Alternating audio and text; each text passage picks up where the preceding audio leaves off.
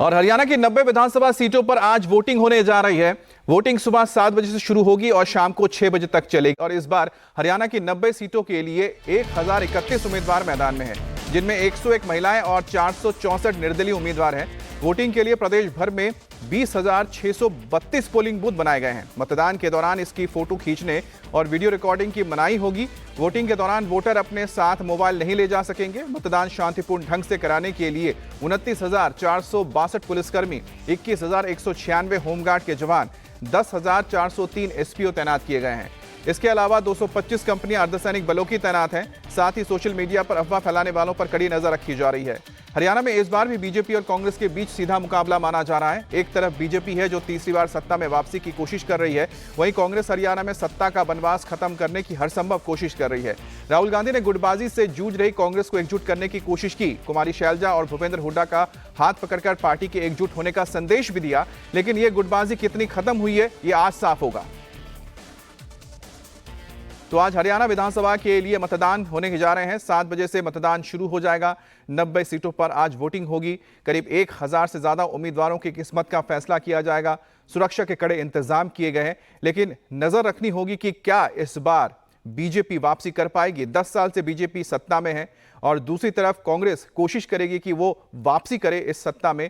भूपेंद्र हुड्डा कुल मिलाकर चेहरा है कांग्रेस के इस बात, और जिस तरह से जाट बहुल इलाकों में कांग्रेस अपना दावा ठोक रही है, ऐसे में देखना होगा कि जो जाट वोटर्स हैं क्या वो कांग्रेस को जिताएंगे या फिर जो नॉन जाट वोटर्स हैं वो गोलबंद होकर एक तरफ बीजेपी को जिताने की कोशिश करेंगे। क्यों कहीं ना कहीं एक बड़ी नैरेटिव गढ़ी गई है जिसमें बीजेपी को किसान विरोधी बताने की कोशिश हुई है और साथ ही साथ पहलवानों का जो आंदोलन चला था उसको लेकर भी बीजेपी को घेरा जा रहा है।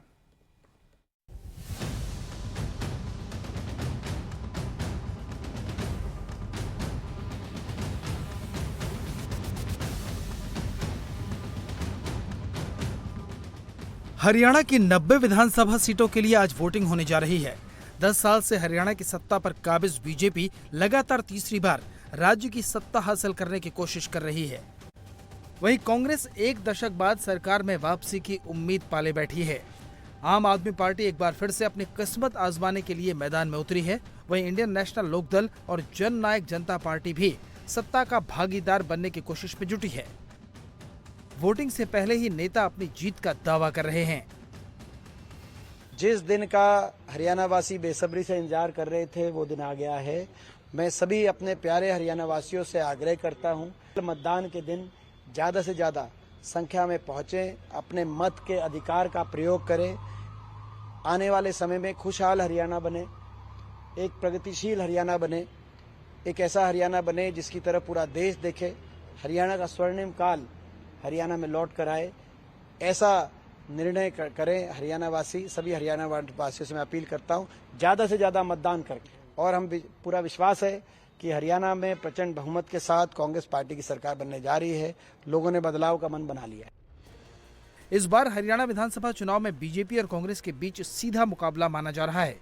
बीजेपी ने शुरुआत में हरियाणा में जबरदस्त बैटिंग कर माहौल बनाने की कोशिश की, तो कांग्रेस की तरफ से राहुल गांधी ने प्रचार के आखिरी दौर में आक्रामक रुख अपनाया और ताबड़तोड़ रैलियां कर सियासी फिजा को बदलने का दांव चला। वहीं बीजेपी की तरफ से पीएम मोदी से लेकर अमित शाह तक बीजेपी के तमाम दिग्गज नेताओं ने जोर लगाया। इस लोकतंत्र के पर्व में हम अपना मतदान जरूर करें, 100% करें, कहीं भी हो मतदान जरूर हो, ये मैं अपील करना चाहूंगा। और राष्ट्र हित में हो, देश हित के अंदर हो, प्रदेश हित के अंदर हो, प्रदेश आगे बढ़े और कमल का फूल खिले। हरियाणा चुनाव के लिए बीजेपी ने कुल 150 रैलियां की। पीएम मोदी ने 4 रैलियां करके 89 सीटों को साधा, जबकि गृह मंत्री अमित शाह ने 10 जनसभाएं की। यूपी के सीएम योगी आदित्यनाथ ने 6 सभाओं को संबोधित किया। वहीं कांग्रेस ने हरियाणा में 70 रैलियां की। इनमें से राहुल गांधी ने 4 रैलियां की। उन्होंने 100 किलोमीटर लंबे 2 रोड शो भी किए। प्रियंका गांधी ने 2 सभाओं को संबोधित किया, 1 रोड शो भी किया। खरगे ने 2 रैलियां की। हरियाणा चुनाव के लिए बीजेपी ने 90 में से 89 सीटों पर कैंडिडेट खड़े किए हैं। वहीं कांग्रेस ने भी 89 सीटों पर उम्मीदवार उतारे हैं। बात चुनावी वादों की करें तो बीजेपी अपने संकल्प पत्र में 20 वादों के साथ जनता के बीच में रही। वहीं कांग्रेस 7 गारंटी के साथ सत्ता में वापसी की कोशिश कर रही है। विधानसभा चुनाव में इस बार महिला, युवा और रोजगार जैसे मुद्दे हावी रहे।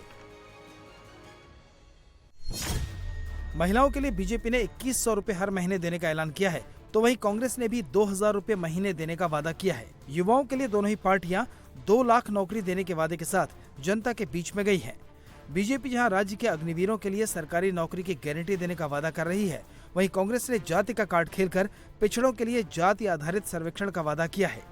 बीजेपी ने हर परिवार को 10 लाख तक के फ्री इलाज की बात कही है, वहीं कांग्रेस ने किसानों को एमएसपी गारंटी कानून देने का वादा किया है। हरियाणा की जनता जानती है कि कांग्रेस का मतलब है जाति पाति का भेद। कांग्रेस का मतलब है किसानों की जमीन हड़पने वाले जीजा और जीजी की जोड़ी। कांग्रेस का मतलब है धोखेबाज वादा खिलाफ, सनातन और भारत के इंस्टीट्यूशन और भारत के सैनिकों को अपमानित करने वाले राहुल गांधी के हाथ में कमान। कांग्रेस का मतलब है योग्यता को धर्मनिकार करके नौकरियों की लूट खसूट, नीलामी और खर्ची व पर्ची वाली सरकार।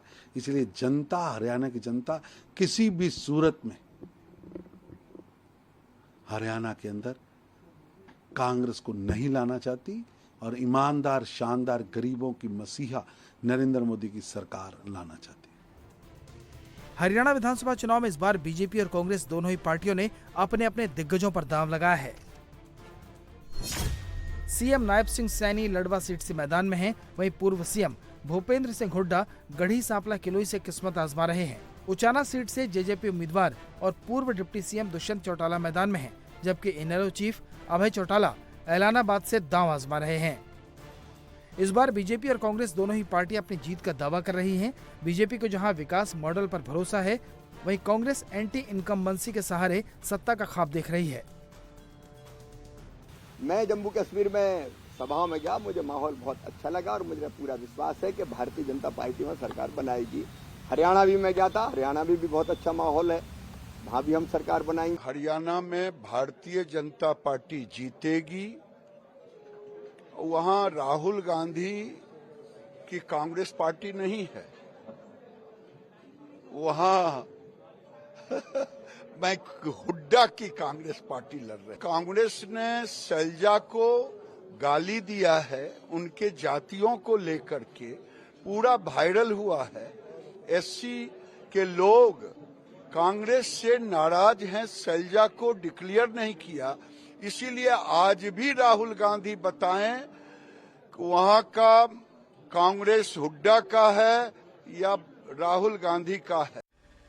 हरियाणा विधानसभा चुनाव में दिग्गज नेताओं के साथ साथ कई ऐसी वीआईपी सीट भी हैं, जहां इस बार मुकाबला काफी दिलचस्प दिख रहा है। अंबाला कैंट सीट से बीजेपी के अनिल विज का मुकाबला इस बार कांग्रेस के परविंदर सिंह से है, वहीं निर्दलीय चित्रा सरवारा भी मैदान में हैं। बात जुलाना सीट की करें तो यहाँ कांग्रेस के टिकट पर विनेश फोगाट मैदान में हैं। उन्हें टक्कर देने के लिए बीजेपी ने योगेश बैरागी को उतारा है, जबकि आम आदमी पार्टी से कविता रानी और जेजेपी से अमरजीत ढांढा मैदान में हैं। तो वहीं तोशाम सीट पर बीजेपी के श्रुति चौधरी का मुकाबला कांग्रेस के अनिरुद्ध चौधरी से है। नारनौत सीट पर बीजेपी के कैप्टन अभिमन्यु और कांग्रेस के जस्सी पेटवार का सीधा मुकाबला है। रानिया सीट से निर्दलीय रणजीत चौटाला का मुकाबला बीजेपी के शीशपाल कंबोज से है। आईएनएलडी के अर्जुन चौटाला भी दोनों को टक्कर देने में लगे हैं। हरियाणा विधानसभा चुनाव के रण में इस बार दिग्गज नेताओं के बेटे बेटियां भी किस्मत आजमा रहे हैं। अटेली सीट से केंद्रीय मंत्री राव इंद्रजीत सिंह की बेटी आरती सिंह बीजेपी के टिकट पर मैदान में हैं। उनका मुकाबला कांग्रेस की अनीता यादव से है। आदमपुर सीट से कुलदीप बिश्नोई के बेटे भव्य बिश्नोई बीजेपी के टिकट पर किस्मत आजमा रहे हैं। उनका मुकाबला कांग्रेस के चंद्र प्रकाश से है। वहीं कैथल सीट से कांग्रेस के दिग्गज नेता रणदीप सिंह सुरजेवाला के बेटे आदित्य सुरजेवाला मैदान में हैं। उन्हें बीजेपी के लीलाराम गुर्जर सीधी टक्कर दे रहे हैं। हरियाणा विधानसभा चुनाव में इस बार कांग्रेस और बीजेपी दोनों अपनी साख बचाने की जंग लड़ रही हैं। 2014-2019 में सरकार बनाने के बाद बीजेपी 2024 में सत्ता की हैट्रिक लगाने के कवायद में है। वहीं कांग्रेस जीत दर्ज करके 10 साल बाद सत्ता में वापसी करना चाहती है।